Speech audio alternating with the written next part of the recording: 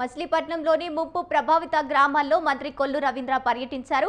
సుల్తాన్ నగర్ వద్ద డ్రైను పూడికతీత పనులను పరిశీలించారు. 50వ డివిజన్లో వర్షం నీటిలోనే మంత్రి పర్యటించి అక్కడి స్థానిక సమస్యలను అడిగి తెలుసుకున్నారు. వర్షపు నీటిలోనే పర్యటించి అక్కడి ప్రజల సమస్యలు అడిగి పునరావాస కేంద్రాల్లో ఉన్న బాధితులను అడిగి అధికారులను చేసిన ఏర్పాట్లను గురించి అడిగి తెలుసుకున్నారు. అనంతరం కేంద్రీయ విద్యాలయం వద్ద మురుగునీటి పంపింగ్ వ్యవస్థను మంత్రి కొల్లు రవీంద్ర పరిశీలించారు.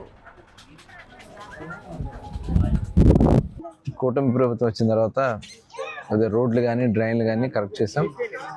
గతంలో 4-5 రోజులు నీళ్ళల్లోనే నానినటువంటి సందర్భం ఉంది. రావాలన్నా కూడా ఇబ్బంది ఉండేది.